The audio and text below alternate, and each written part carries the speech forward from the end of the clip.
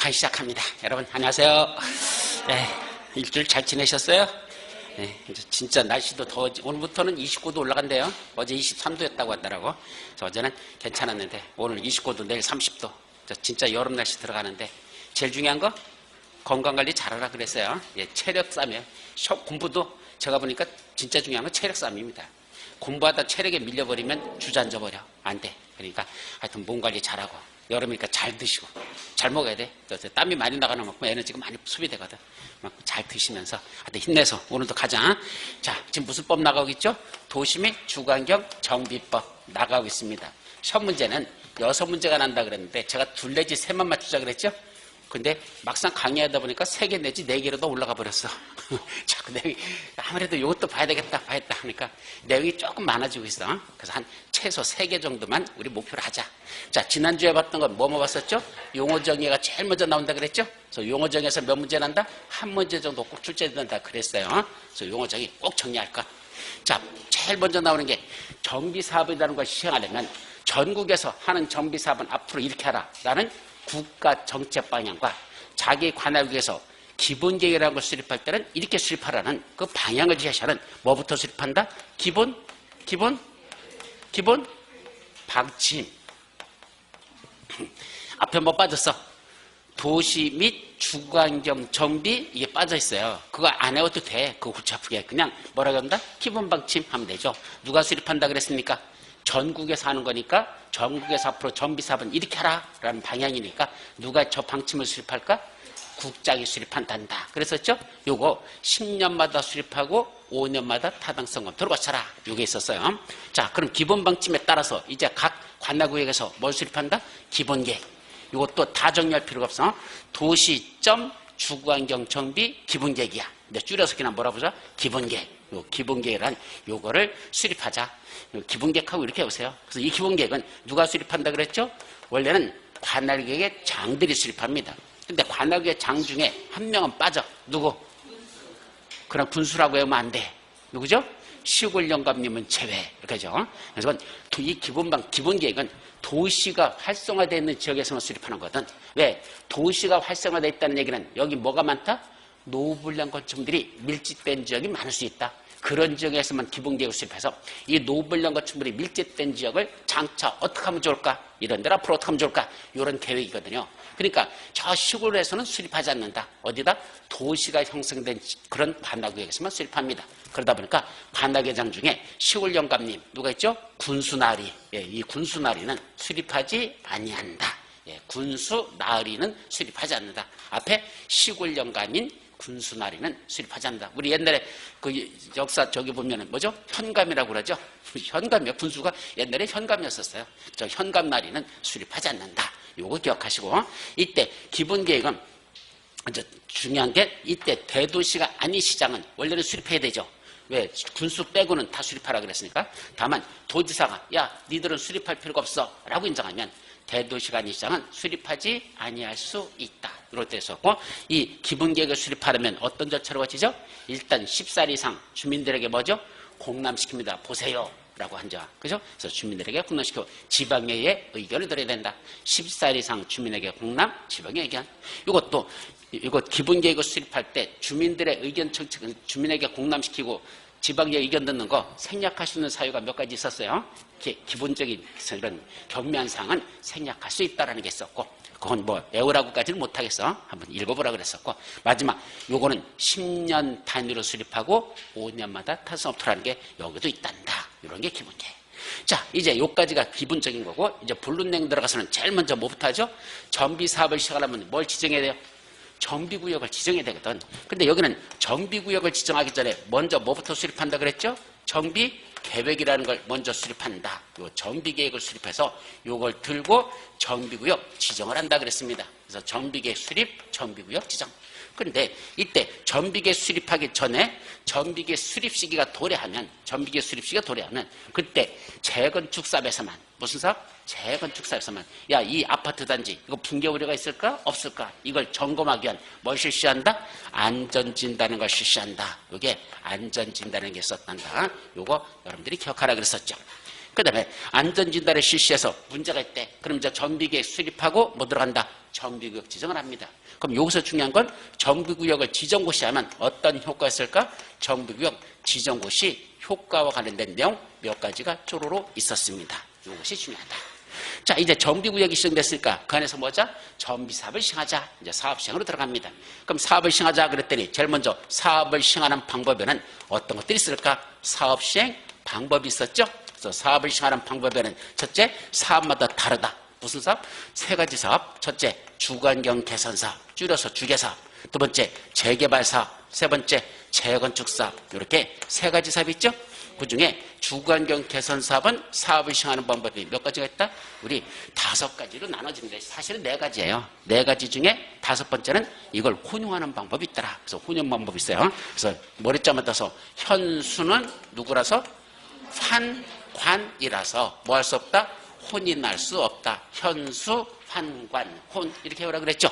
그래서 현이 뭐죠? 현지계량 방법. 현지계량이라는 게 어떻게 하는 거야?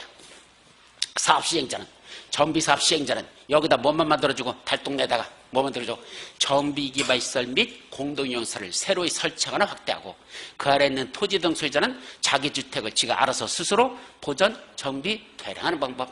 그러니까 사업 시행자가 하는 건 뭐만 만들어준다? 딴 거 없어. 정비기반시설, 공동이용시설 이런 것만 만들어줄게. 새로이 설치하거나 기존에 있던 것들을 더 늘려준다. 확대하고 그런 것만 해주고 토지 등 소유자는 뭔다? 자기 주택은 지가 알아서 스스로 네가 보전, 정비, 개량하는 요거를 현지개량 방법이라 한다. 이게 가장 대표적인 거죠. 근데 그렇지 않고 뭐 하는 거 있다? 수용 방법도 있어. 이때 수용이라는 건 정비구역의 전부 또는 일부를 수용하여 보상비주를 사들였죠. 거기다 뭐죠? 주택을 건설해서 그 안에 있던 토지 등 소유자에게 우선고 파는 그런 방법. 세 번째는 환지로 파는 방법. 환지라는 건 환지 방식 배우셨죠? 도시개발법에 나온 새로운 땅으로 만들어주는 거 환지 방법. 또 관리처분계, 인가받은 관리처분계에 따라 뭘 만들어준대? 여기는 주택도 짓고 부대시설도 짓고 복리시설, 주택, 부대시설, 복리시설이 건설되는 이렇게 만들어주는 거, 요걸 만들어주는 것, 요것들 관리처분 방법으로 할 수 있단다. 마지막 1번부터 4번을 둘을 짬뽕시키는 2개 이상을 짬뽕하는 혼용 방법이 있다다. 그랬었죠. 재개발 사업은 몇 가지가 있죠? 2가지. 인가받은 관리처분에 따라 이건 그냥 주택, 부대시설, 복리시설 이렇게 안 나누고 그냥 퉁쳐가지고 뭐라고 표현한다?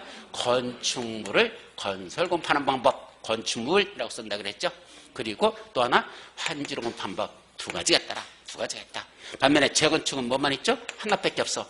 인가받은 관리처분에 따라 여기는 뭐뭐 짓는다? 주택도 짓고 부대시설도 짓고 복리시설도 짓고 하나 더 오피스텔을 건설해 공급한다. 여기 오피스텔 있다 그랬었죠? 다만 이 오피스텔은 아무 데서만 짓는 게 아니고 무슨 지역에서만 건설이 가능하다? 준상위 지역. 그냥 한꺼번에 해보라겠죠. 준상위 지역이라고 해서 준주거 지역과 상업 지역에서 오피스텔을 지을 수 있고 이 오피스텔의 연면적은 전체 연면적이 얼마일까? 이 오피스텔의 연면적은 전체 연면적의 100분의 30 이하만 해야 되지 너무 많이 차지하지 말라. 전체 건축물 연면적의 30% 이하만 오피스텔에 들어갈 수 있다. 이렇게 정리하는 거. 이게 사업시행 방법이었었죠. 지난주 어디까지 봤다? 여기까지 봤었습니다. 맞죠? 자, 그럼 오늘 이제 뭐들 하자? 사업 시행자로 보자. 이제 사업을 시행하자. 그러니까 누가 나와야 돼? 사업 시행자에 대해서 살펴보자. 이거 사업 시행자도 그럼 어떻게 정리할까? 자, 첫째는 원칙적으로는 누가 사업을 시행하지? 우리 사업 시행자 중에 원칙적인 사업 시행자를 먼저 정해요. 원칙적인 시행자는 누가 있을까? 그랬더니 원칙적인 시행자는 크게 보니까 사업에 따라서 달라집니다. 무슨 사업? 주관경 개선 사업, 재개발 사업, 재개발사업, 재건축사업 이렇게 셋으로 나눠놓고 주개사업 이렇게 나누고 그럼 주관경 개선사업은 원칙적으로 누가 하면 좋을까요?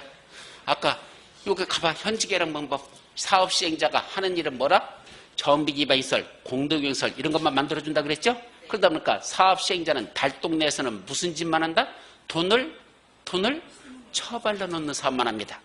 자기는 거기서 수익을 낼 수 있는 게 없어. 뭐 도로 만들어주고 뭐 공원 조성해주고 거기다 마당을 지어주고 이런 것만 하다 보니까 전부 다 돈만 집어넣어야 돼. 그러니까 돈만 집어넣다 보니까 수익이 안 나죠? 그러면 그렇게 돈을 갖다 아낌없이 쓸 수 있는 사람은 누구밖에 없다? 공공시행자밖에 없어요. 민간시행자들은 그렇게 따라 뭔다? 부도나고 파산해버리고 끝나버리죠. 그러니까 조합은 설립할 수 없어. 조합은 토지 등 소유자들이 모여서 설립한 거잖아. 그러니까 그렇게는 못한다. 결국 돈을 처발로 넣는 사업이니까 누구만 할 수 있다? 공공시행자만 사업을 시행하는 것. 이게 주관경 개선 사업의 원칙은 공공시행자들만 사업 시행자 되는 게 원칙이지.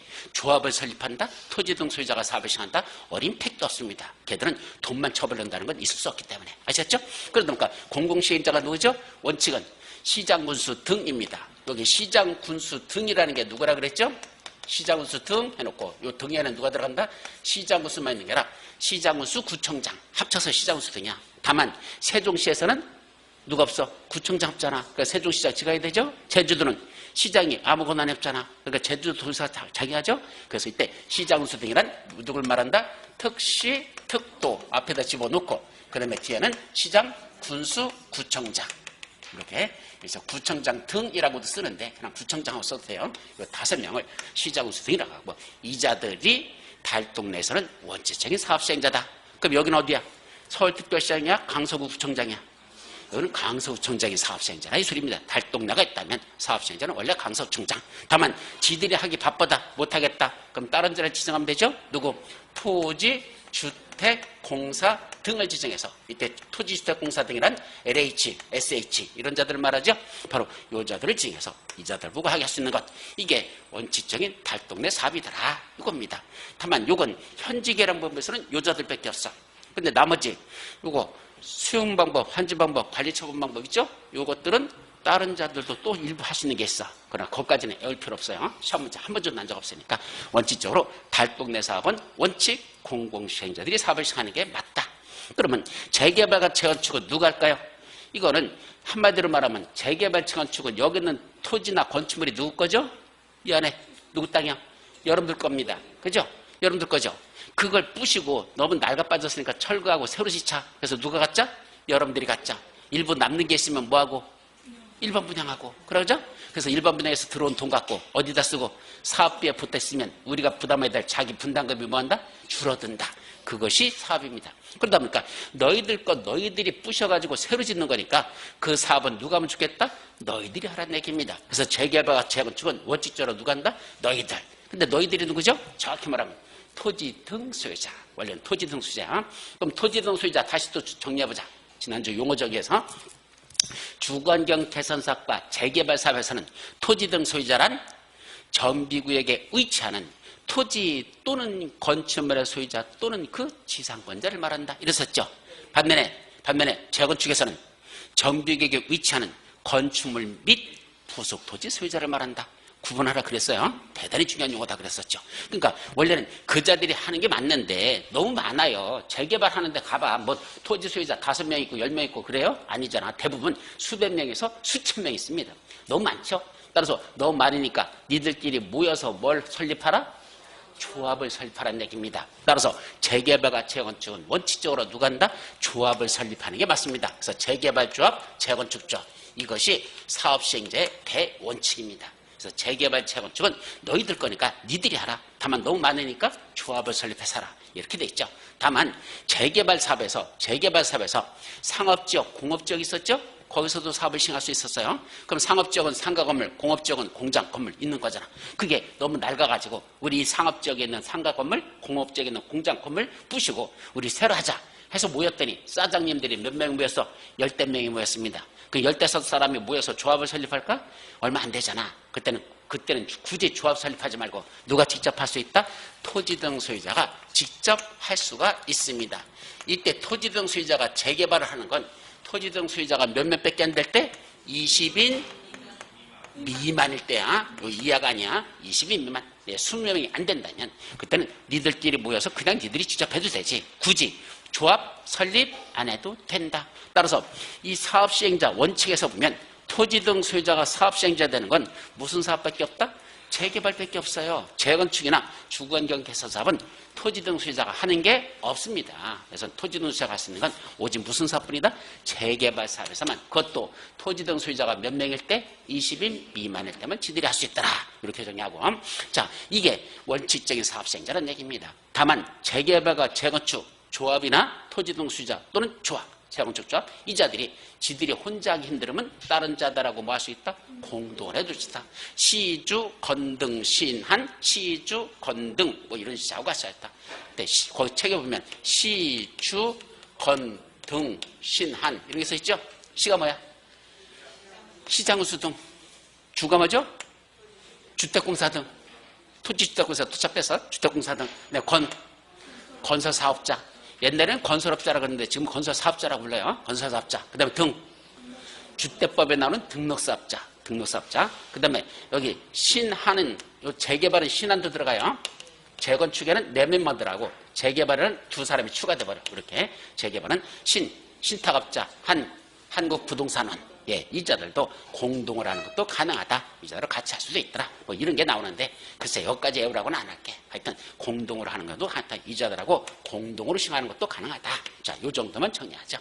자, 그런데 뭐가 있단다? 이제 예외적인 시행자가 있습니다. 이때 예외적인 시행자라는 게 뭐다냐? 무슨 사업에서만? 요 말귀를 잘 봐요. 재개발하고 재건축 사업에서야. 무슨 사업에서? 재개발, 재건축 사업에서. 원래는 누가 해야 되는데? 조합이나 토지 등 소유자. 이쪽은 조합. 그죠? 이자들이 원래 사업시행자잖아. 근데 이자들이 사업을 시행하지 아니하고 누가 직접 한다? 공공시행자들, 바로 시장군수 등 지들이 직접 사업을 시행하거나 아니면 토지주택공사 등을 지정해서 요자들 보고 사업을 시행하게 할 수 있더라. 예, 이렇게 토지주택공사 등을 이자들을 지정해서 얘들이 사업시행자인데 무슨 사업인데? 재개발, 재건축인데 너희들이 하는 게 아니고 누가 하겠다? 공공시행자가 하겠다는 얘기입니다. 몇 가지 사유가 있으면 몰라. 쫙 있어요. 다 못 외워. 책에 간단히 써있죠? 하여튼 일정한 사유가 있으면 조합이나 토지등 소유자나 또는 조합이 하는 게 아니고 시장운수 등 토지주택공사 등이 직접 하는 경우도 있더라. 이 소리입니다. 자, 그러면 여기서 조심할 거 하나 있어요. 자, 원래는 재개발 조합을 설립을 했어. 그럼 조합을 설립하려면 우리 지난주에 뭘 먼저 구성한다고 그랬는데 조합 설립하기 위한 추진위원회를 먼저 구성한다고 그랬죠. 그럼 추진위원회 구성승인까지 받았어. 근데 조합 설립을 하려고 추진위원회 구성승인까지 받았는데 누가 한대? 아니래. 그냥 시장수정 투지대공사 하겠대. 그러면 얘들이 사업시행자로 뭐 됐죠? 지정고시 될 거 아니야.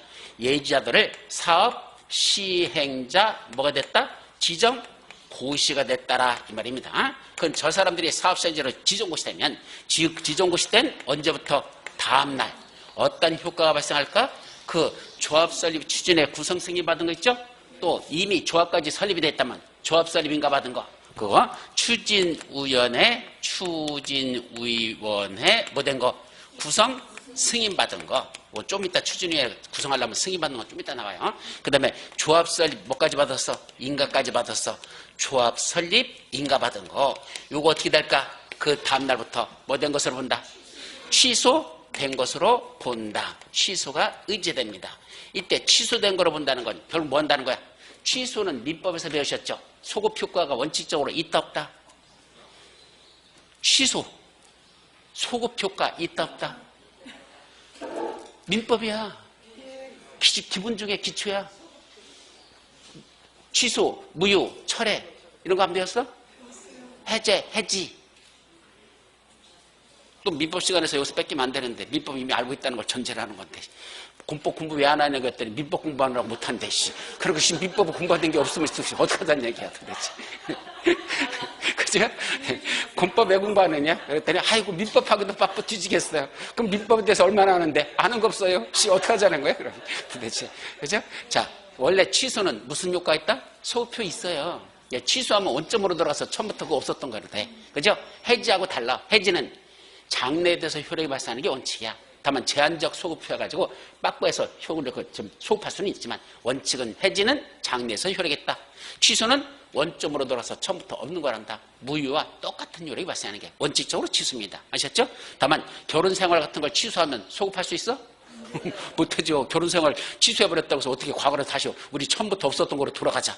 그거는 불가능하잖아. 그러니까 일부 신분상에서 취소는 소급하지 않지만 원칙적으로 취소는 소급 효과가 있습니다. 따라서 처음부터 없었던 거로 보는 거죠. 즉 조합설립 추진의 구성승인 받은 거, 조합설립 인가 받은 거, 뭐든 거로 본다? 취소된 거로 본다는 건 처음부터 이거 없었던 거로 보자. 언제부터? 얘들이 공공시행자가 사업시행자로 지정고시 된 날에 언제부터? 다음 날부터 이런 효과가 있더라. 이게 최근에 시험 문제 한번 나왔던 내용입니다. 어떤 게 중요하죠? 다음날, 요 놈은 다음날. 그걸 빼가지고 시험 문제 내서 틀린 문장이 있었습니다. 자, 어쨌든 예외적 시행자로 얘들이 하는 경우도 있더라. 그래서 요 정도만 기억합니다.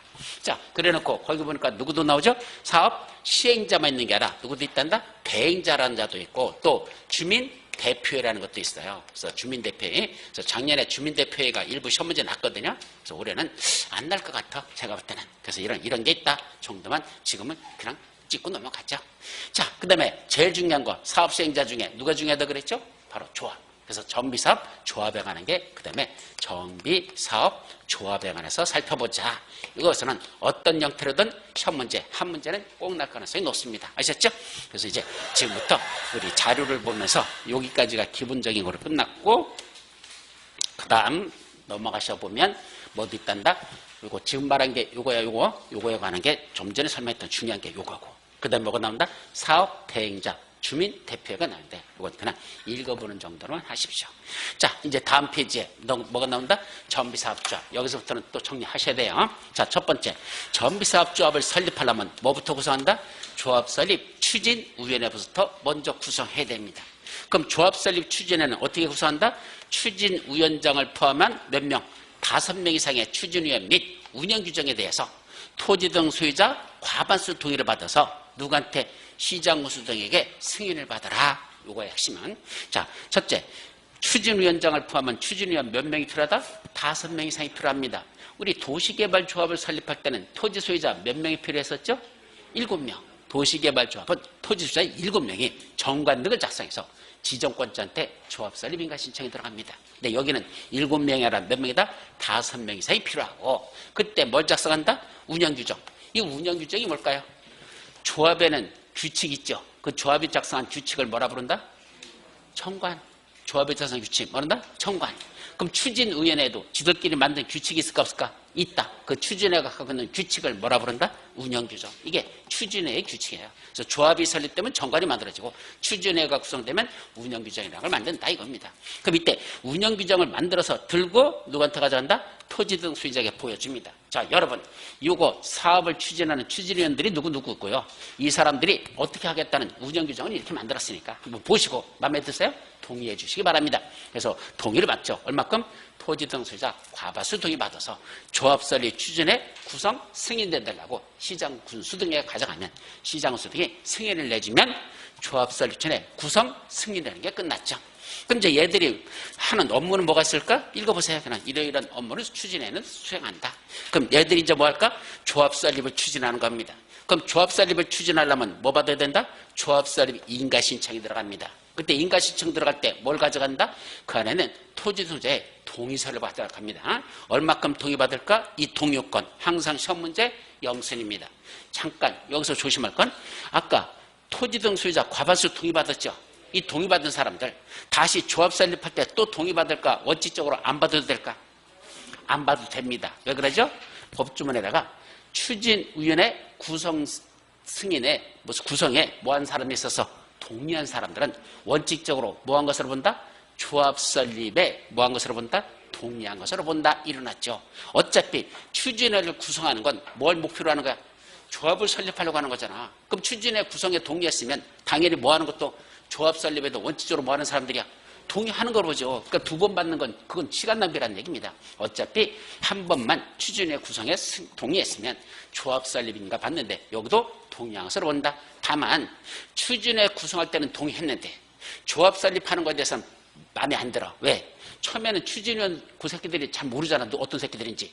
나중에 보니까 뭐야? 조폭에다가 순 사기꾼에다 이런 새끼들만 있는 거야. 이거 안 되겠다. 아이씨 나 이거 동의 안 해주고 싶어. 그때는 뭐 할 때는 반대할 수 있다. 그리고 조합 설립에서는 동의하지 않겠다는 뜻을 밝히면 그때는 조합 설립에는 동의하지 아니한 것으로 본다. 반대 의사 표시를 하면 그때는 동의자 수에서 빼주겠다는 얘기입니다. 그래서 원칙적으로는 조합 설립 추진에 구성에 동의했으면 조합 설립에도 동의한 걸로 보지만 그 반대 의사 표시를 명백하게 하면 그 자는 동의자 수에서 빼주겠다. 조합 설립에는 동의한 걸 빼주겠다. 그렇게 되어 있습니다. 자, 그럼 얼만큼 동의받아야 조합을 설립할 수 있죠? 이 시험 문제가 제일 많이 났던 거, 가장 많이 났던 것 중에 하나가 전비법에서는 바로 이 내용입니다. 반드시 해야 돼. 자, 첫째, 재개발조합과 재건축조합 두 가지가 있죠? 재개발사업조합, 재건축사업조합 두 가지만 있잖아. 조합은. 그때 재개발조합은 얼마큼 동의 요건이 필요하다? 토지 등 소유자 얼마? 4분의 3 이상의 동의 플러스 토지 면적 2분의 1 이상의 토지 소유자의 동의를 받아라. 토지 등 소유자 총수 4분의 3, 토지 면적 전체의 2분의 1 이상의 동의 받으면 되고, 재건축사업에서는 요 그림을 잘 이해하셔야 돼요. 재건축사업의 성격은 원래 재건축은 노불량 건축물이 밀집한 공동주택을 대상으로 하죠. 근데 조심할 건 항상 공동주택에서만 재건축이 이루어지는 건 아니에요. 여기 아파트 단지 있죠?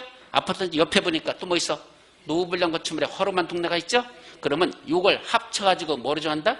정비구로 지정할 수 있어요. 그래서 재건축은 항상 아파트 단지만 시행된다. 틀려버립니다. 즉 주택단지가 아닌 지역에 또 재건축사업에 정비구로 포함시킬 수는 있습니다. 아셨죠? 근데 보통 주택단지가 아닌 지역에서 그냥 여기만 재건축한다. 그런 경우는 거의 없어요. 항상 노불량 건축물이 밀집된 공동주택들이 있는죠. 이런 공동주택이 있는 이걸 포함해서 공동주택이 아닌, 즉 주택단지가 아닌 지역도 포함시키는 재건축은 있을 수 있어도 그냥 이런 공동주택단지가 아닌 지역에서만 재건축한다. 그런 경우는 아직 제가 본 적은 없습니다. 뭐 꼭 불가능하다 그런 건 없어. 근데 그렇게 하는 건 무슨 사업으로 간다? 재개발 사업으로 가요. 그건 재개발이지 재건축은 안 한다. 그래서 재건축은 보통은 아파트 단지를 끼고 아닌 지역도 포함될 수 있더라. 그럼 이렇게 정비구역이 지정됐다면, 즉 주택단지와 주택단지가 아닌 지역이 포함되는 정비구역이 지정되면 이때는 동의를 어떻게 받아야 될까? 이 아파트 단지에서는 동의를 어떻게 받아야 될까? 그 이야기입니다. 첫째, 주택단지만 한다면 주택단지에서는 얼마큼 받죠? 요게 동의 요건은 전체 구분수 동별이라는 건 한 개 동마다, 지금 여기 4개 동 있죠? 4개 동 있으니까 101동, 102동, 103동, 104동 하나 동마다 어떤 요건이 필요하다? 구분수이자 과반수가 오케이 해야 됩니다. 즉 한 동마다 100세대씩 있다면 100세대 이렇게 있다면 100세대의 과반수니까 얼마죠? 51세대, 51명.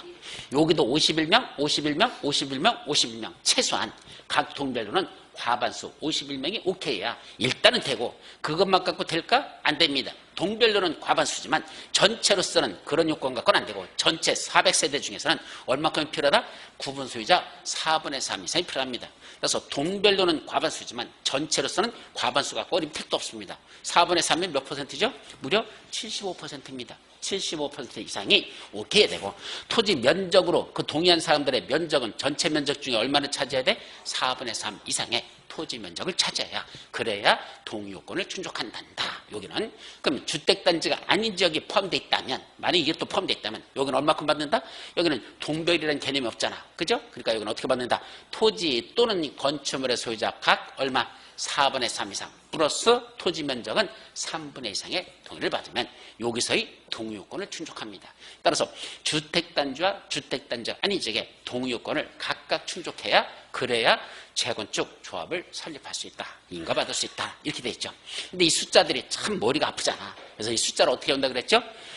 외우는 방법 여기다 써놨어. 요걸 외웁니다. 그래서 어느 날 3.1절 날 분자만 외우라 해서 4분의 3 플러스 2분의 1 3.1절 날 어디에서는 주택단지 안에서는, 자, 민족대표를 몇 명으로 알고 있습니까? 과반수가 33인으로 알고 있는데 주택단지가 아닌 지역에서는 32명으로 잘못 알더라.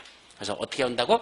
첫째 3.1절 날 민족대표를 어디에서는 주택단지 안에서는 과반수가 33인으로 제대로 알고 있는데 어디에서는 주택단지가 아니에서는 몇 명으로 알고 있다? 32명으로 잘못 알고 있더라. 그래서 이런 머리자만 따가지고 분자만 가지고 암기법 아셨죠? 첫 문제 항상 영순이니까 꼭 기억해 두도록 합니다. 자, 여기까지. 자, 다음 페이지 넘어가 보면 조합의 법인격하고 나오죠? 그래서 조합은 법인격이라는 게 있는데, 이때 조합은 뭐 다른 건 도시개발조합하고 또 비슷해요. 여기 하나만 더 추가된 건 누구야? 조합은 그 명칭에 뭐를 써야 된다?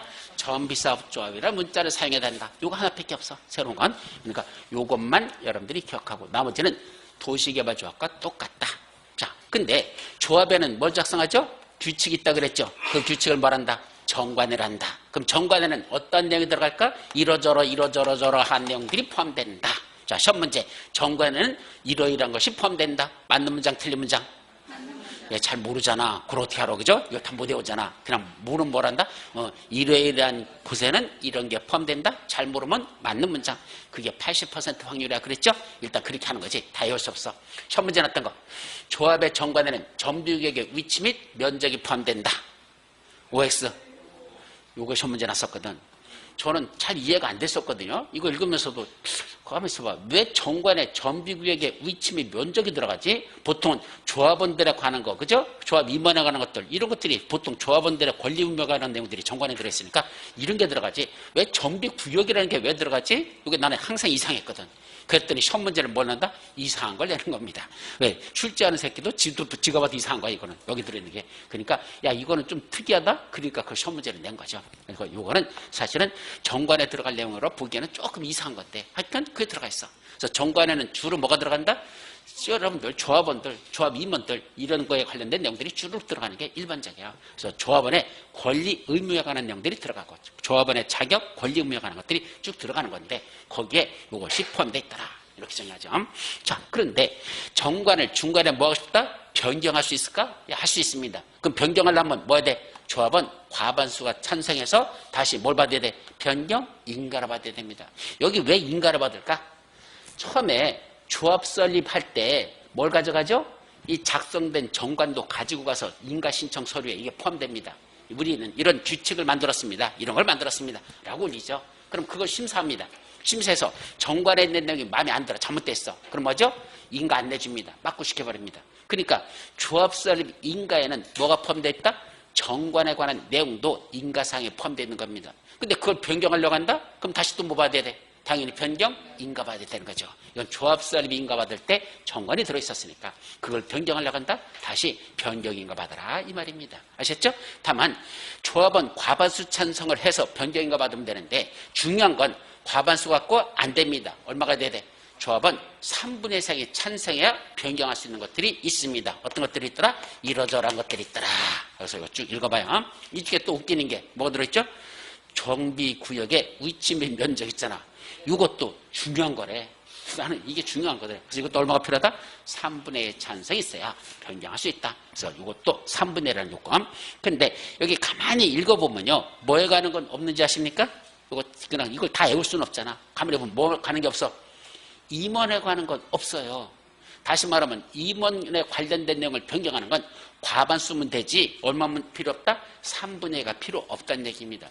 임원 변경은 임원과 관련된 내용을 변경하는 건 중요한 거로 보지 않는다. 3분의 1가 아니라 그건 그냥 과반수입니다. 아까 여기 보면 조합 임원의 수, 업무의 범위, 조합 임원의 권리, 의무, 보수, 선임 방법 변경 이런 임원들과 관련된 내용들이 있죠. 이거는 3분의 2 요건에 안 들어있다는 거. 그래서 임원 변경하는 건 별로 임원과 관련된 내용은 변경할 때 별로 중요한 거로 보지 않는다. 이런 얘기입니다. 저는 이런 걸 뭐라고 그런다? 놀고 자빠졌네 라고 얘기합니다. 아침부터 또 놀고 자빠진 소리 나온다. 왜 놀고 자빠졌죠? 사실 조합에서 가장 중요한 역할을 하는 게 누구죠? 임원들 아니에요? 사실은 거의 90%를 임원들이 다 헤쳐먹고 있습니다. 그렇게 말하면 다시 안 되는데 헤쳐먹었다는 거야. 임원들이 다 업무를 집행하고 있습니다. 맞죠? 그럼 임원들이 하지 조합원들은 뭐 하고 있죠? 자기 생업에 따로 종사를 하고 그 관여 안 합니다. 웬만하면 임원들한테 맡겨놓고 지들은 그냥 딴 일 하다가 나중에 봤더니 임원이 이거 헤쳐먹고 저거 헤쳐먹었네 해가지고 저 뒤집어지는 게 일반적이죠. 그러니까 임원들이 하는 역할은 워낙 중요하기 때문에 그거에 대한 변경은 뭔가 좀 중요한 거로 놔야 되는데 우리 법에서는 뭐로 본다? 사소한 거로 본다는 얘기입니다. 중요한 거로 보지 않습니다. 그거 왜 그랬을까? 제가 볼 때는 로비한 것 같아. 로비해가지고 법에서 그런 내용, 임원에 대한 규제 들어가는 건 없도록. 사실은 법에서 임원은 규제하는 게 많아져야 되는데 오히려 임원에 대한 규제는 작다라고. 저는 이렇게 만드는 건 이건 뭔가 뒷배경이 있지 않고는 이지랄로 만들 수 없다라는 의미를 저는 감출 수가 없어요. 그래서 법에서는 상당히 임원에 대한 규제가 약하다는 거. 요거는 머릿속에 더 넣으라는 얘기입니다. 자, 그래서 인가받는데 시장수에게 경면 변경은 인가받지 않고 뭐만 한다? 신고만 한대요. 어떤 게 경명할까? 두 가지는 외우라는 내용입니다. 첫째, 조합의 명칭, 사무소 수대지, 그 변경. 그건 뭐 한다? 경면 변경. 조합 명칭 바꾸는 거, 사무소 수대지 변경. 별로 중요한 거로 보지 않아. 경면 변경, 변경 신고. 하나 더 있어. 조합 임원의 수, 업무의 범위. 요거에 관한 사항들. 여기 뭐가 나왔어? 임원과 관련된 게 나왔네. 이런 우라질, 봐봐. 임원회 가는 거, 뭐 숫자, 임원회 업무병이, 이거는 별로 중요하지 않대. 그러니까 그런 건 뭐한데? 그냥 경면병이니까 변경인가 아니라 변경 신고만 해도 된대. 요거는 3분의 2가 필요한데 불구하고, 이거는 3분의 2 변경인가가 아니고, 이건 그냥 변경 신고만 하면 된다. 저 동의도 필요 없습니다. 근데 그땐 이건 간단하게 변경 신고만 하면 되는 것들이 있더라. 이렇게 간단한 내용이 있다는 거. 임원에 관련된 건 별로 중요한 거로 보지 않는다. 이걸 머릿속에 넣어놓고 기억해두면 좋지 않을까 이렇게 생각합니다. 아셨죠? 자, 이제 넘어가서 이제 넘어가자. 왜 안 넘어가? 가자. 넘어갔어? 안 넘어갔죠? 넘어갔다. 자, 이제 조합을 뜯어보자. 조합에는 몇 가지 조직이 있죠? 4가지 조직으로 구분되죠. 조합에는 뭐뭐 있다? 첫째, 조합원. 두 번째, 임원. 세 번째, 총회. 네 번째, 대의원회. 그래서 조합원, 임원, 총회, 대의원회. 4개 조직으로 구분된다. 그 중에 누가 조합원이죠? 조합원의 자격. 토지 등 소유자를 조합원으로 봅니다. 이게 문제야. 시험 문제에서는 재개발 조합원은 토지 등 소유자다. 이렇게 시험 문제를 내지 않습니다. 어떻게 내죠? 토지 등 소유자를 풀어서 시험 문제를 내죠. 아까 말씀드렸잖아. 재개발에서는 누가 토지 등 소유자다? 정비구역에 위치하는 토지 또는 건축물의 소유자 또는 그 지상권자, 그 세 사람, 이 사람들이 토지 등 소유자니까 그 자들이 조합입니다. 반면에 재건축에서는 정비구역에 위치하는 건축물 및 부속 토지 소유자, 맞죠? 건축물 및 부수자, 그 사람들이 원래는 조합원이 되는 겁니다. 자, 그러다 보니까 토지 등 소유자라고 쓰지 말고 아까 나눠서 보라는 얘기입니다. 그런데 재건축에서는 한 가지 더 들어가. 그때 재건축 사업에 동의한 자만 조합원이랍니다. 그럼 이제 넘어보죠. 아까 재건축에서는 건축물 및 부속 토지 소유자, 이 사람이 조합원이죠. 그 자들 중에서도 먼저 재건축 사업에 동의한 자, 그 자만 조합원으로 보자 이 소리입니다. 그럼 재개발은 동의했던 동의하지 않았던 다 조합원이라는 얘기죠. 아까 재개발 조합을 설립할 때는 얼마만 동의하면 돼? 3.1절 4분의 3 플러스 2분의 1 동의했죠? 그 사람들만 조합원입니까? 아니란 얘기입니다. 3.1절 동의한 자만 조합원이고 그냥 일단 조합이 설립되면 정비구역에 있는 토지 등 소유자는 전부 다 조합원이 된다. 그건 전부 다 조합원이라는 얘기입니다. 반면에 재건축은 아니야. 요 건축물 및 부속 토지 소유자들 중에서도 정비구역에 있는 이자들 중에서도 먼저 재건축 사업에 동의한 아까 과반수가 33인 그 다음에 32 있었죠. 그 사람들만 조합원이지. 동의하지 않은 자들은 무슨 대상이 될까? 나중에 현금 청산 대상입니다. 야, 너는 조합 설립에 동의하지 않았잖아. 넌 떠나.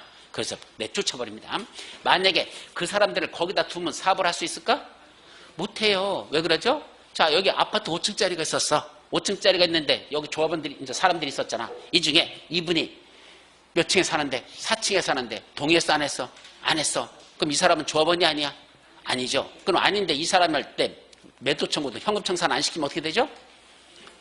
자기 집은 건들지 말라고 그럴 거 아니야. 나는 조합원 아니야. 나는 사업에 동참하지 않아. 난 반대해. 그러니까 내 집은 내버려둬. 그럼 나중에 철거하고 새로 줘야 되잖아. 그럼 4층은 어떻게 하라는 얘기야? 내버려 둬야 되죠. 그럼 어디만 뜯어내야 돼? 1층, 2층, 3층, 5층 이것만 뜯어야 되잖아. 이 사람들은 동의했고 이분은 동의하니까 4층 그냥 둬야 되죠? 사업 시행자가 무슨 허경영이냐? 그죠? 예, 이걸 보고 뭐란다? 4층을 뜯어내지 말고 그냥 거기다 둘러면 뭐 해야 돼? 공중부양을 시켜야 되잖아. 그럼 공중부양에서 4층만 그냥 공중에다 매달아 놓는다. 말 되는 소리 안 되는 소리? 불가능하잖아요. 그래서 허경영이나 그렇게 할 줄 몰라도 공중부양은 아무나 할 수 없어.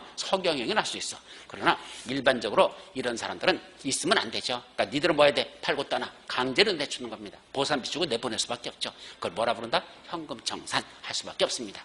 따라서 재건축에서는 먼저 재건축 사업에 동의한 자만 조합으로 보고 동의하지 않은 자들은 현금 청산 대상으로 내쫓는다. 그렇게 이해하시면 됩니다. 중요한 거야. 자, 두 번째. 그럼 조합원의 지위는 다른 자한테 승계시킬 수 있을까? 다시 말하면 아파트 팔고 떠나면 승계받는 자, 아파트 산 사람이 조합원 지위를 승계할 수 있을까? 원칙적으로 된다 안 된다? 됩니다. 원칙. 조합 설립인가 받은 이후에 양도나 증여나 판결 등으로 인해서 조합원의 권리가 다른 사람한테 이전하면 어떤 효과? 취득한 자를 조합원으로 본다. 그랬으니까 권리가 이전합니다. 여기 써놨죠? 왜 권리가 이전하죠? 내가 가진 아파트에는 뭘 갖고 있어? 내가 소유권을 갖고 있잖아. 그럼 소유권이 있다는 얘기는 3가지 권능이 들어있죠? 사용, 수익, 처분권이 있잖아. 그러니까 뭐 할 수 있다? 처분할 수 있다는 얘기입니다. 그래서 처분권을 행사해서 타인에게 양도하는 거, 그건 원칙적으로 인정해 주다. 다만 무슨 바람이 부는지요? 투기 바람이 부는지요. 뭐라 그런다? 투기 과열지구. 투기과직에 있었지만은 언제부터? 재건축사업은 조합설립 인가받은 이후부터, 재개발사업은 관리처분계획 인가를 받은 이후부터, 아주 중요한 숫자야. 이건 시점. 재건축 조합설립 인가받은 이후부터, 재개발 관리처분계획 인가받은 이후부터 뭐 앉아있다? 양수한자. 원칙적으로 조합원주의 승계한다 못한다? 못하는 게 원칙. 다만 왜 승계했습니까? 남편이 돌아가셔서 남편하고 도장 찍어서 둘이야 돌아가시거나 도장 찍었다. 상소 이혼이죠. 그때는 넘겨받는 마누라는 조합원주의를 승계한다 못한다? 된다. 예, 이때는 설령 투기과직을 하더라도 이 이후에 상속이나 이혼을 해서 양수한 자들은 조합원주의를 승계한다.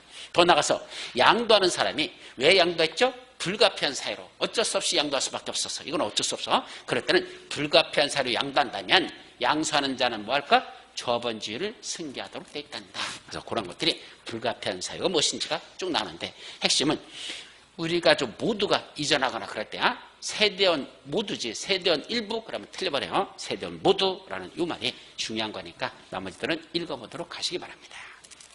자, 이제 넘어가서 땡. 두 번째 뭐가 나오죠? 임원에 관한 걸 살펴보자.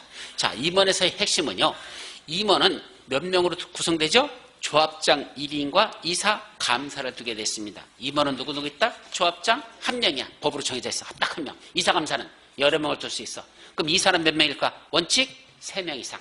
원칙 3명. 다만 조합원 숫자가 몇 명을 넘는다? 100명을 초과하더라. 100명을 넘으면 그때는 몇 명까지 둘 수 있다? 5명까지 둘 수 있습니다. 첫 번째고. 두 번째, 누가 임원이 되죠? 임원의 자격 요건을 봅니다. 이것이 작년에 새로 신설된 거. 올해 시험 문제 영순위. 예, 임원의 자격 요건, 이거 시험 문제 영순위야. 자, 두 중에 한 가지 요건을 갖추면 임원이 될 수 있어. 첫째는 거주 요건, 또 하나는 소유 요건. 일정 기간 동안 거기 거주하고 있었으면 임원의 자격을 주겠다. 또 하나는 일정 기간 동안 거주하지 않았어도 뭐 하고 있었어? 일정 기간 소유하고 있어서 일정 기간 소유하서 그러면 임원의 자격을 주겠다. 그래서 임원은 둘 중에 한 가지를 갖추면 됩니다. 첫째는 선임일 기준으로 정비구에서 뭐하고 있어야 돼? 거주권은 선임일 기준으로 거기 거주하고 있어야 돼. 선임할 때 현재 살고 있어야 돼. 그리고 그 선임일부터 몇 년 이내 3년 요 사이에서 최소 1년 이상 거주하고 있었다. 선임일 기준으로 최근 3년 이내에서 몇 년 이상 거주하고 있었어? 1년 이상 거주하고 있었다면 뭐가 될 수 있다? 임원이 될 수 있다.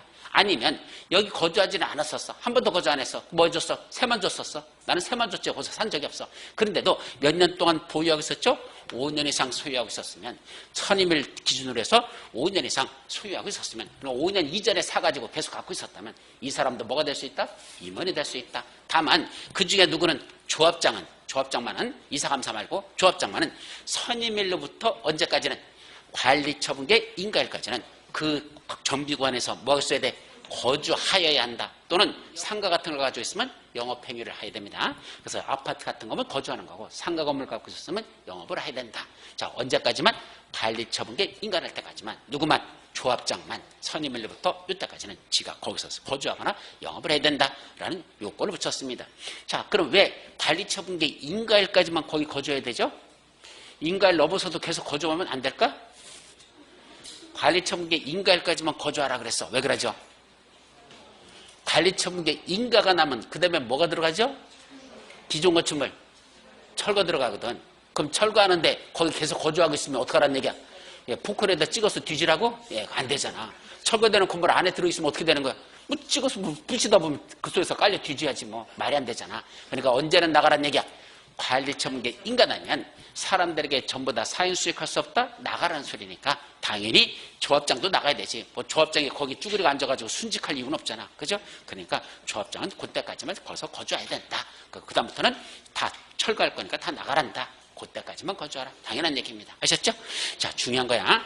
자, 조합 임원 몇 년이죠? 3년 이하의 범위 내에서 구체적으로는 정관으로 임기를 정하는데 뭐 할 수 있다? 연임 계속할 수도 있습니다.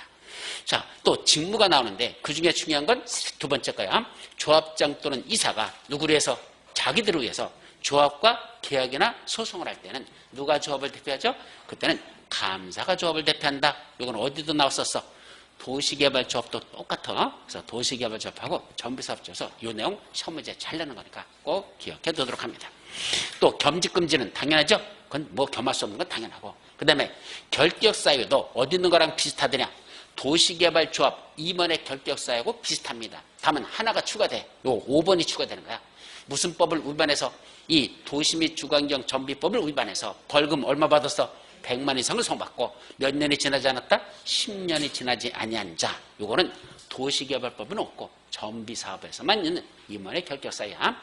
자, 정비법을 위반해서 벌금 100만 이상 선고받고 몇 년?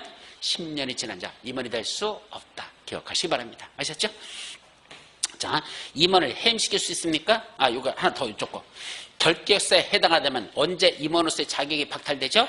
당연퇴임입니다. 결격사유로 밝혀지는 날 당연퇴임. 다만 퇴임 전에 이미 관여한 법적인 행위들을 했었어. 계약서 쓴 게 있었어. 그리고 임원으로서 도장 찍은 것들은 무효다, 효력을 잃지 아니한다. 효력을 잃지 않는 유효하다는 거. 이것도 중요한 거니까 기억해 두도록 합니다.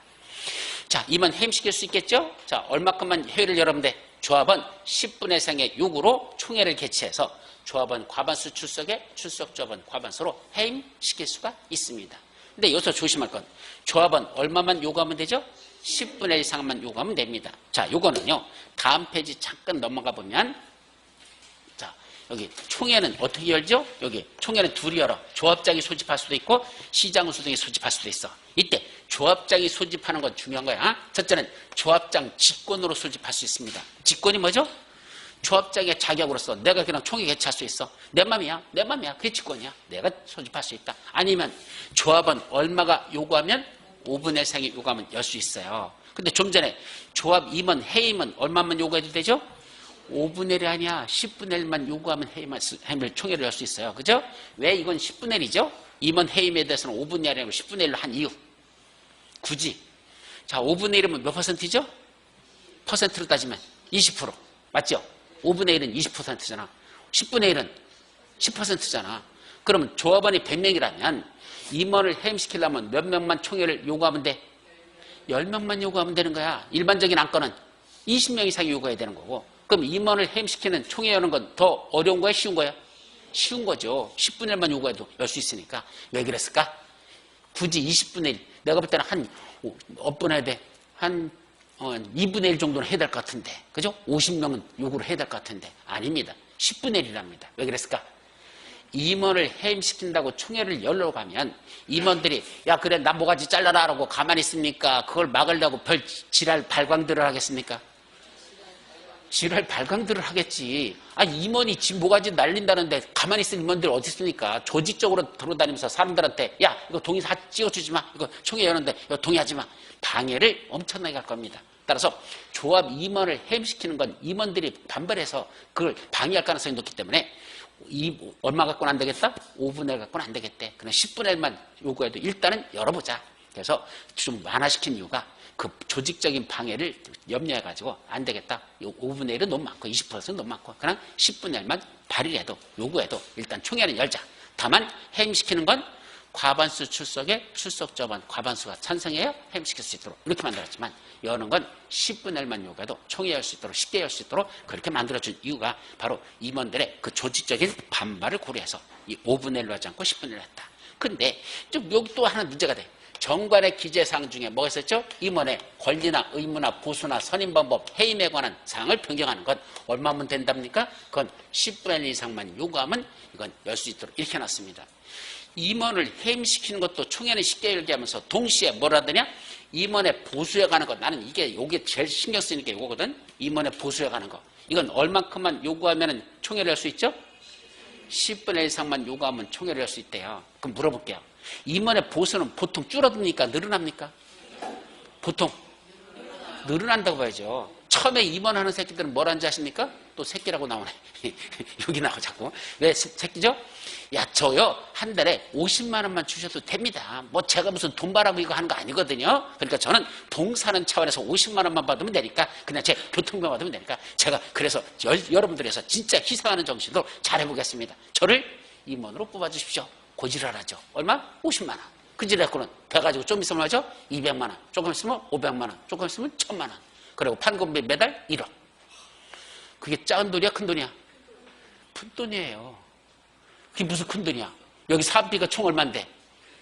2조 5천억인데 여기 전체 사업비가 2조 5천억인데 그중에 임원들한테 뭐 1,000만 원 줘봤자 그 돈 큰 거 아니야. 1억씩 줘봤자 그거 큰 돈 아니야. 그 정도는 전체 비용에서 따지면 극히 일부에 지나지 않거든.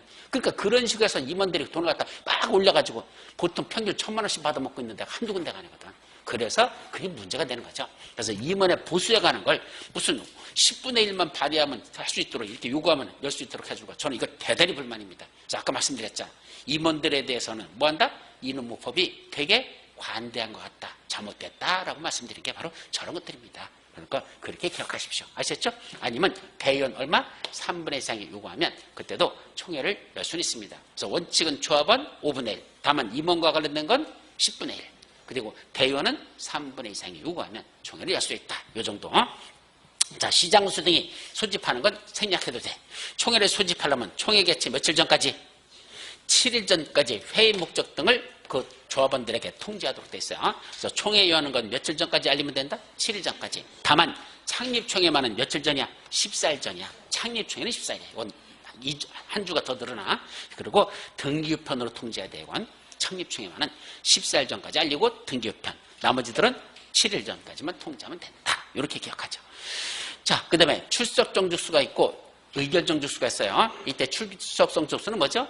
일단 회의를 열으려면 사람들이 여기 앉아 있어야 돼? 안 와야 돼? 한 명이 와 있어. 그래서 뭐죠? 다른 사람들의 전부 다 의결권을 내가 뭐한대? 대리권을 행사한대. 혼자 와서 대리권 행사한대. 그 회의야 아니야 그거. 무슨 애들 장난하는 것도 아니고. 그거 안 됩니다. 그러니까 최소한 직접 출석하는 건 얼마큼이 출석하라? 100분의 10 이상, 10%. 그러니까 조합원 전체 눈에 10%는 여기에 직접 와서 앉아 계셔야 돼. 그래야 되지 대리권 다 받아갖고 와가지고 지가 혼자 다 행사한다. 이건 안 됩니다. 최소한 10%. 다만 중요한 거야? 그때는 몇 퍼센트? 100분의 20. 20% 전석합니다. 어떤 게 중요한 걸까? 네 가지. 사업 시행 계획서 작성 변경할 때, 관리 처분 계획 수립 변경할 때, 창립 총회 개최할 때, 또 전부회사비 사용 변경에 관한 거 이런 걸 의결할 때는 얼마큼이 직접 출석하라? 원칙적으로 100분의 20 이상이 직접 출석하여야 한다. 이것들은 중요한 것들이야. 아주 중요한 것들은 20% 이상이 출석할 것. 원칙 10%, 예배 중요한 건 20% 이렇게 정의하죠. 또 의결하는 건 얼마큼 하죠? 원칙은 조합원 과반수 출석에 출석 조합원 과반수 의결로 끝내면 됩니다. 원래는 이래. 조합원 전체 과반수 출석 조합원 과반수 찬성 하면 의결할 수 있죠. 그런데 중요한 건 조합원 과반수가 찬성해야 돼. 출석 조합원이 아니라 전체 조합원의 과반수가 찬성해야 의결할 수 있는 거. 중요한 거 사업 시행 계획서하고 관리청 계획에 관한 두 가지는 적어도 조합원 과반수가 직접 찬성해야지만 그래야지만 과반수가 찬성해야지만 그래야지만 의결할 수 있단다. 다만 이 사업 시행 계획서나 관리 처분 계획의 내용 중에서 뭐가 늘어난다? 전비사비 증가에 관한 게 있어. 전번에 전비사비보다도 이번에 새로 변경되는 이 전비사비가 얼마나 늘어난다? 10% 이상 늘어난다면 100분의 10 이상 늘어난다면 그때는 과반수 갖고 될까? 안 돼. 그때는 얼마 필요하다? 3분의 2 이상이 찬성해야 의결할 수 있습니다. 그래서 다시 한번 원칙은 조합원 과반수 출석에 출석 조합원 과반수 찬성. 그런데 중요한 거 사업 시행 계획서 관리 처분에 관한 건 그냥 전체 조합원의 과반수 찬성. 근데 그 안에 뭐가 들어있다? 전비사비가 10% 이상 늘어나는 증가되는 게 있다면 그때는 뭐가 필요하다? 3분의 1 이상이 찬성할 것. 일단 이렇게만 기억합니다. 그랬더니 시험 문제에서는 요거 생산자 물가 상승률 분 또는 분양시장하지 아니한지에 대한 손실보상금 이거는 포함이 아니고 그건 제외하고 나머지들만 순수한 증가분. 그것이 얼마 있을 때? 이때 10% 이상 늘어나면 그때는 3분의 1 이상의 찬성이 필요하다. 이 괄호 속에 있는 것도 한번 시험 문제 낸 적이 있었어요. 너무 깊이 들어갔죠. 하여튼 여기까지가 뭐가 끝난 거? 조합 임원에 가는 게 이제 다 끝났습니다. 총회까지 끝났죠. 이제 뭐가 남았죠? 마지막 대의원. 대의원은 간단히 정리하죠. 대의원은 조합원 숫자가 몇 명일 때? 100명 이상이면 대의원회를 두어야 한다. 요거하고 둘을 구분하세요. 요 둘을. 여기 도시개발조합은 의결권을 가진 조합원 숫자가 몇 명? 50인 이상인 조합은 대의원회를 둘 수 있다. 여기는 조합원 숫자가 100명 이상이면 대의원회를 두어야 한다. 도시개발조합과 정비사업조합에 대의원을 두는 조건이 다르다라는 거. 요거하고 요거를 구분하는 것. 요것이 중요한 거니까 시험 문제 출제원들이 저걸 알고 있거든. 그러니까 저걸 말장난해서 섞어 써버려. 이걸 이쪽에다, 이걸 여기다 붙여버려. 그러면 틀린다는 거 혼동하지 않도록 조심합니다. 아셨죠? 자, 그 다음에 권한은 대의원은 원래 무슨 권한을 행사하죠? 대의원은 총회 권한을 행해요. 그러니까 조합원들이 전체 모이기가 힘들잖아. 그러니까 그 중에 앞정서기를 좋아하시는 분들 뽑아가지고 대의원으로 뽑아가지고 그분들끼리 회의를 열어서 누구 권한을 대행한다? 총회의 권한을 대행하는 게 원래 대의원회죠. 근데 대의원에서는 안 되고 반드시 총회에서만 의결하는 게 있어. 이건 중요한 거야? 중요하지 않은 거야? 중요한 거니까 반드시 총회에서만 의결하라 이런 얘기입니다. 읽어보세요. 다 중요한 것들이야. 그것도. 그래서 한번 쭈르륵 읽어보시되 중요한 것 중에 또 중요한 거. 조합 임원과 대의원의 선임 회의. 임원이나 대의원을 선임하거나 해임하는 건 어디서 해야 된다? 원래는 총회에서 해야 되는 겁니다. 다만 임원이 뭐죠? 임기 중에 고리된 자들. 고리돼가지고 보궐 선임한다. 이때 고리라는 건 자기가 몸이 나빠가지고 도저히 못하겠어. 나 사표 쓰고 나간다. 아니면 그분이 돌아가셨다. 이런 것들이 고리야. 그래서 뭐 탄핵을 당하거나 해가지고 쫓겨나는 게 아니고 지가 무슨 일 때문에 더 이상 못하겠어서 그만두는 거 이런 걸 고리라고 하는데 그때는 굳이 총회를 열어야 됩니까? 대의원에서 선임해도 됩니까? 대의원에서 선임해도 되는데 단 누구 선임만은? 조합장만은 보궐 선임이라 하더라도 어디서 해야 된다? 반드시 총회에서만 선임해야 되지 조합장은 대의원에서 선임하는 건 어떤 경우도 없다. 반드시 총회다. 라는 요거는 기억해 두란 얘기입니다. 아셨죠? 자, 그 다음에 이거 뭐 나머지는 빠지고 겸임금지 요게 마지막으로 중요해요. 조합장이 아닌 조합 임원들 누가 있죠? 이사감사 뭐가 될 수 없다? 대의원이 될 수 없습니다. 그럼 누구는 대의원이야? 조합장은 대의원입니다. 아셨죠? 왜냐하면 조합장은 대의원의 여기서 있어 조합장은 대의원의 의장이거든요. 그래서 대의원의 의장이 조합장이기 때문에 조합장은 대의원이 될 수 있어. 근데 나머지들 누구 있죠? 이사감사 얘들은 뭐가 안 된다? 대의원이 될 수 없습니다. 왜 그러죠? 여기 써놨어. 절대적인 권력은 절대적으로 부패한다. 영어로 뭐라고 한다 그랬죠? Absolute power is absolutely corrupted. 이렇게 돼서 절대적인 권력은 절대적으로 부패한다. 이게 무슨 말이죠? 누가? 이사감사는 원래 누구죠? 집행기관이야. 임원은 집행기관이죠. 대의원회는 의결기관이고. 그럼 의결기관, 집행기관이 뭘 겸직해버려? 의결기관을 겸직해버리면 지들이 의결하고 지들이 집행하는 거죠. 이걸 보고 한마디로 뭐라 말한다? 다 해 처먹는다. 이렇게 말한 거잖아. 지들이 의결하고 지들이 집행하는 거니까 이걸 다 해쳐먹는 거잖아. 따라서 이사감사들이 대의원을 겸직해버리면 지들이 의결하고 지들이 다 집행하니까 이건 권력이 한쪽으로 다 집중되는 거죠. 그럼 절대적인 권력이 되니까 절대적으로 뭐 한다? 부패하죠. 당연히 거긴 비리가 나올 수밖에 없습니다.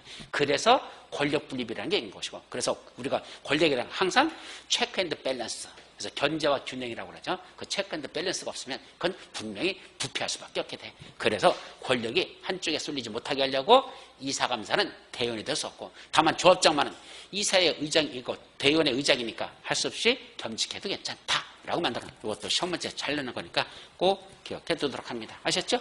네, 여기까지예요. 이제 뭐가 끝났어? 이제 사업시행자 다 끝났어. 이제 뭐가 나오죠? 사업시행자가 해야 될 일, 사업을 시작하기 위한 구체적인 계획을 작성하자. 그게 무슨 계획이죠? 사업시행 계획서 작성해서 뭐 받는다? 사업시행 계획 인가 받는다. 이거부터는 다음 시간에 살펴보도록 합니다. 쉬었다 가시죠.